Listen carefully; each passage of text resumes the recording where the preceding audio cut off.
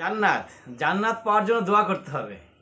এই দোয়াটি আপনি পড়েন, আল্লাহর কাছে দোয়া চান, হয় দোয়া কবুল হবে, না হয় আপনি জান্নাত পাবেন।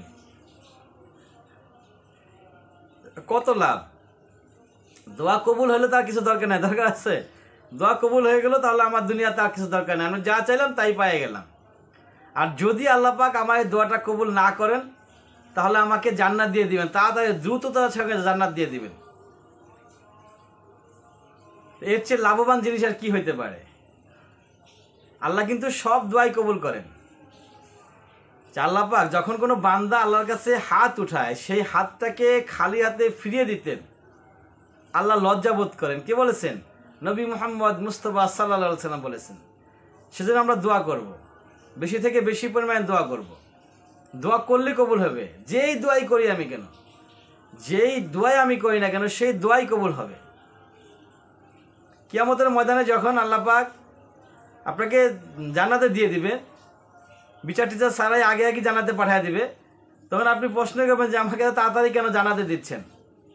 তখন আল্লাহ বলবে, তুমি দুনিয়াতে দোয়া করেছিলা, অনেক অনেক দোয়া করছিলা, 10টা 20টা 30টা 50টা দোয়া, 100 200 500 দোয়া ছিল, আমি দোয়াগুলো কবুল করি নাই, আর সেজন্য এখন তোমাকে তাড়াতাড়ি জান্নাত দিয়ে দিলাম।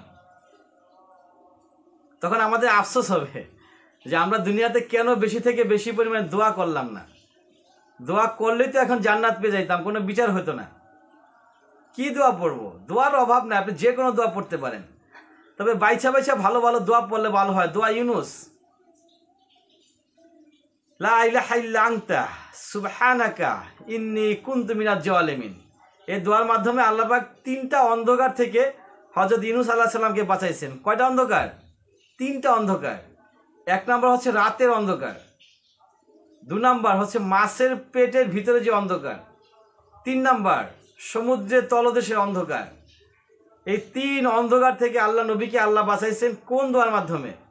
লা ইলাহা ইল্লা আনতা সুবহানাকা ইন্নী কুনতু মিনাজ জালিমিন।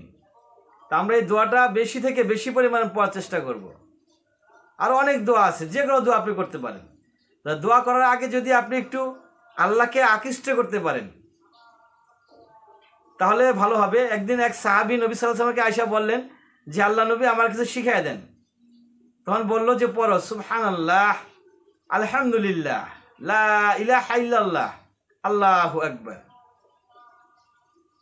এই সুবহানাল্লাহ আপনি যখন পড়বেন, সুবহানাল্লাহ এর অর্থ হচ্ছে কি? অর্থ হচ্ছে আল্লাহ হচ্ছে পুত পবিত্র। তখন আল্লাহ বলেন যে তুমি সত্য বলেছো। সুবহানাল্লাহ বললে আল্লাহ বলেন তুমি সত্য বলেছো। আলহামদুলিল্লাহ সকল প্রশংসার মালিক মহান রব্বুল আলামিন, তখন আল্লাহ বলেন তুমি সত্য বলেছো।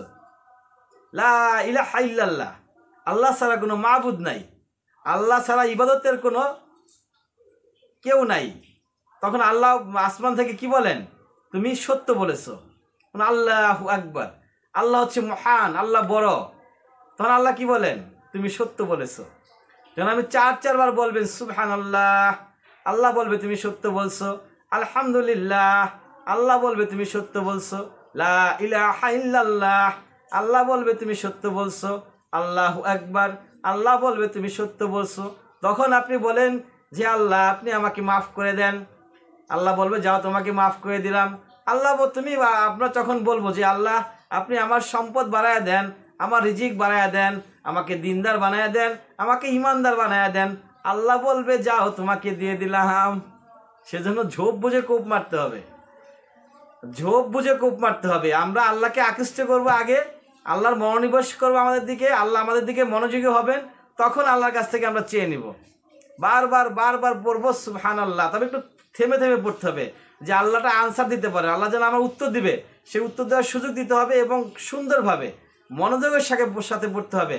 সুবহানাল্লাহ, আলহামদুলিল্লাহ, লা ইলাহা ইল্লাল্লাহ, আল্লাহু আকবার। তারপরে আমরা আমাদের চাওয়াগুলো উপস্থাপন করব।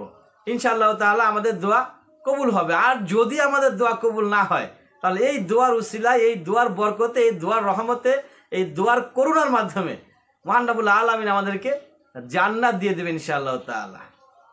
ওয়া আখির দাওয়ানা আলহামদুলিল্লাহি রাব্বিল আলামিন।